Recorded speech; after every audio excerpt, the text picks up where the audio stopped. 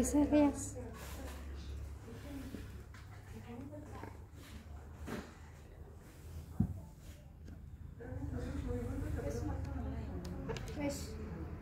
Terima kasih Mbak Ajeng untuk kesempatan dan waktunya yang diberikan.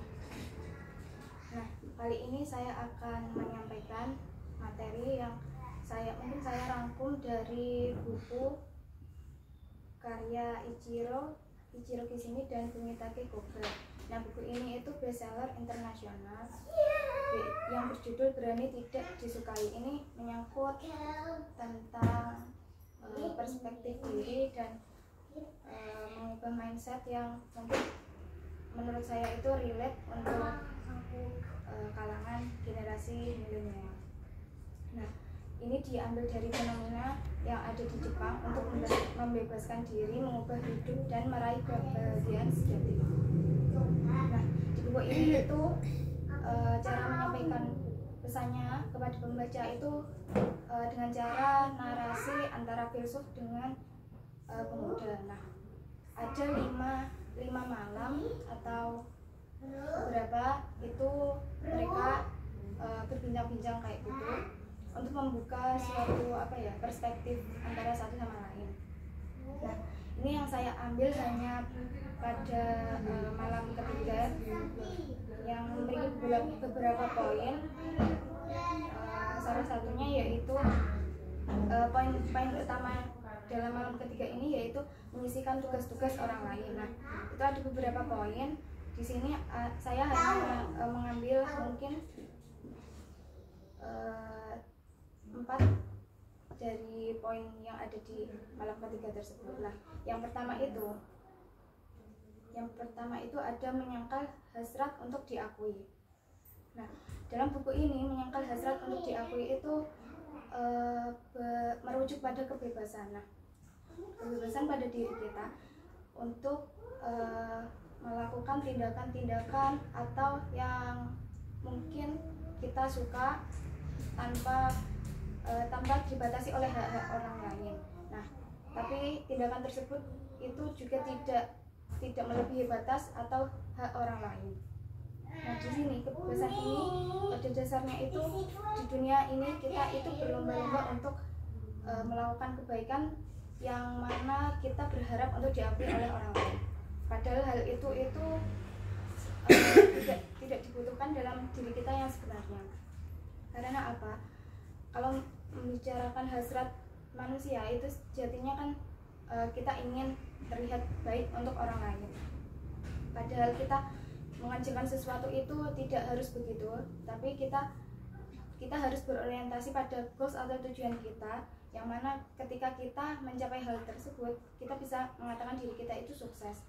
Nah, disitulah orang lain yang akan mengakui diri kalian. Kalian bebas melakukan apa saja yang kalian harus berbuat untuk meningkatkan atau untuk meningkatkan progres diri kalian, kinerja diri kalian tanpa dibatasi oleh orang lain. Nah, itu nanti ketika kalian bisa melakukan atau mencapai goals tersebut, orang itu akan mengakui dengan sendirinya. Kalian tidak harus memenuhi atau mengikuti keinginan orang lain untuk kalian bisa di titik tersebut, seperti itu. Nah, yang kedua itu ada jangan hidup demi memenuhi ekspektasi orang lain. Nah, di sini itu sangat berhubungan dengan hal yang pertama, karena orang lain itu berekspektasi terhadap orang lain juga, yang mana itu merupakan suatu bisa dikatakan terkadang itu pengambilan hak atas orang lain. Padahal kita itu harus membatasi hak diri kita dengan orang lain. Kita tidak bisa mengganggu hak kita kita tidak bisa mengambil hak kita untuk hak kita itu mengganggu orang lain gitu loh. Kita menjangkau hak kita dengan kita menyusup ke hak orang lain, itu kita tidak harus seperti itu. Nah, sebab itu dari hasrat untuk diakui orang lain tersebut, nah kalau benar kalau kita memenuhi ekspektasi orang lain, kita itu harus siap dengan konsekuensi yang mana ketika kamu memutuskan untuk mengikuti ekspektasi orang lain, itu kamu akan misal kamu menjalankan itu dengan baik, kamu itu akan dipuji. Tapi ketika kamu menjalankan hal itu dan salah, mungkin salah di mata orang lain tapi tidak di mata kalian, nah itu menjadi hukuman lah yang bisa menyerang pada diri kalian sendiri. Jadi kalian itu jangan istilahnya jangan memenuhi ekspektasi orang lain untuk diri kalian lah, kayak gitu. Karena yang bisa menentukan menjalankan hidup kalian itu ya diri kalian sendiri. Nah, kalau yang di bukunya itu ada pemuda itu bertanya kepada filsuf itu. Nah, berarti misal kita jangan memenuhi ekspektasi orang lain, berarti kita egois dong, kayak gitu. Nah, terus si filsuf itu menjawab, kita tidak egois, tapi kita realistis pada diri kita sendiri. Karena apa? Karena ketika kita berhasil, yang akan bahagia itu kita sendiri, dan orang lain juga akan merasakan kebahagiaan tersebut. Tapi ketika kita terpuruk atau kita pas lagi down, itu terkadang orang lain yang awalnya itu berekspektasi atau lebih masuk ke dalam kehidupan kalian, itu bisa saja satu persatu itu menghilang, kayak gitu. Jadi kalian harus berfokus pada diri kalian dan berani menolak apapun yang orang lain perlukan kepada kalian, tapi yang udah melebihi batasan, kayak gitu. Terus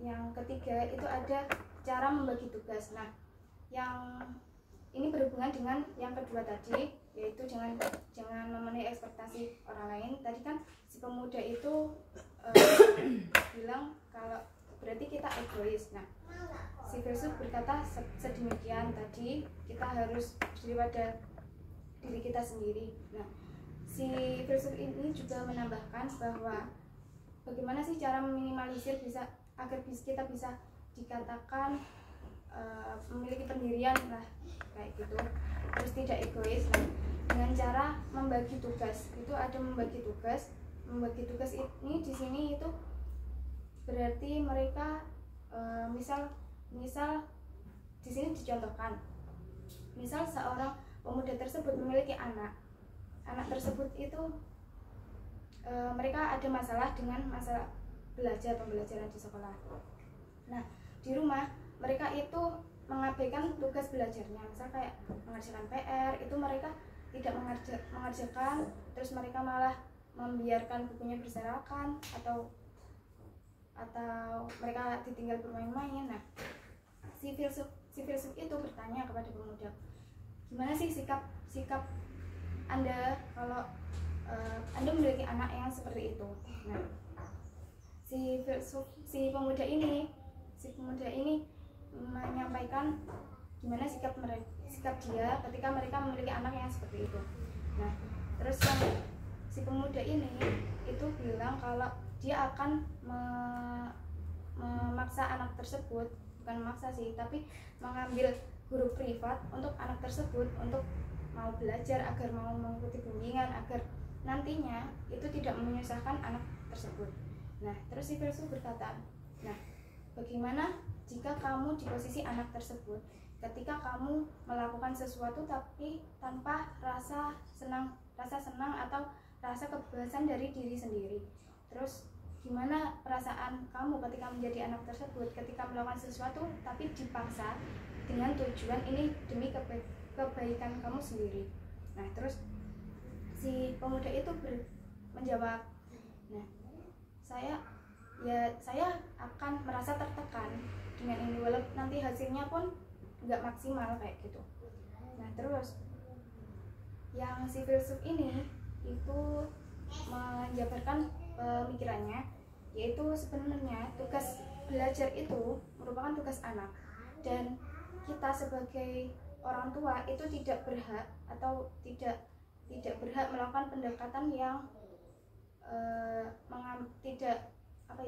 tidak mau tahu atau tidak tertarik dengan apa sih masalah atau penyebab yang dialami anak itu. Kita langsung memberikan solusi untuk memberikan guru privat untuk belajar. Padahal jika kita mau melakukan pendekatan untuk mencari tahu apa sih masalah yang ada pada diri anak tersebut, dan kita memberikan arahan atau penjelasan bahwa belajar ini merupakan tugas anak tersebut, dan kita membiarkan anak tersebut itu mengetahui konsekuensi yang ada ketika mereka tidak belajar, ketika mereka tidak mau mengikuti atau mengerjakan tugasnya, mereka itu mendapatkan konsekuensi begini. Itu kita harusnya itu sikap kita kayak gitu. Nah, kalau kita langsung memberikan solusi dengan yang mungkin anak itu tidak nyaman atau tidak ingin melakukan hal tersebut, itu akan memperburuk keadaan atau situasi. Nah, di sini kita tidak harus mengambil tugas anak tersebut, yang mana tugas anak tersebut itu adalah belajar tadi. Nah, jadi kita harus melakukan pendekatan dengan memberikan solusi. Ini loh tugasmu itu ini. Misal kamu enggak kamu kerjakan, itu ya nanti akibatnya enggak naik kelas atau kayak gimana gitu. Nah, misal solusi tersebut itu masih diabaikan oleh anak, kita terkadang itu harus atau perlu memberikan anak itu menerima konsekuensi yang ada untuk pembelajaran di kehidupan mereka. Kadang itu mereka termotivasi dari kegagalan mereka, seperti itu. Jadi kita tidak perlu mengintervensi situasi dari anak tersebut untuk memenuhi atau keinginan kita agar anak itu bisa sukses belajarnya atau apa. Kita mencarilah solusi yang lain untuk anak itu bisa berkembang kayak gitu. Terus ada juga yang poin ketiga itu menyisihkan tugas orang lain. Nah, menyisihkan tugas orang lain itu dimana ketika ada seseorang yang mungkin pekerja atau anak tadi itu mengurung diri di suatu kamar, atau mereka tidak mau mengungkapkan perasaannya kayak gitu. Itu mereka mengurung diri. Nah, sikap kita itu tidak harus mengintervensi situasi tersebut, dimana kita itu harus mendekati dengan cara yang mungkin tidak secara langsung kita menanyakan masalah tersebut. Misalnya ada seseorang yang mengurung diri karena beban kerjanya mereka itu tidak sesuai dengan passion mereka, atau mereka itu beban kerjanya berlebihan kayak gitu. Terus ada anak yang mungkin ditekan orang tua kayak kamu harus ini, padahal anak itu sedang ada masa belajar dan bermain. Nah, seperti itu kita tidak harus menanyakan langsung kepada mereka, kenapa sih kamu kayak gini itu. Kita tidak harus begitu, tapi kita menawarkan bantuan. Nanti kalau kamu ada apa-apa, kamu bisa cerita ke aku kayak gitu. Tanggapan dari orang yang mengurung diri ini itu akan lebih terbuka kepada kalian. Nah, ya orang yang mengurung diri ini juga nantinya mereka akan bisa memberikan solusi kepada diri mereka sendiri dengan cara itu menyisihkan tugas tersebut yang mungkin tidak relate atau tidak sesuai dengan diri mereka demi kesehatan diri mereka sendiri. Nah, misalnya di kampus itu kan ada organisasi. Misal di bidang kamu masuk di bidang dokumentasi dan desain, kamu itu tugasnya mendekorasi atau mendesain flyer yang mungkin berhubungan dengan kegiatan yang akan dilaksanakan.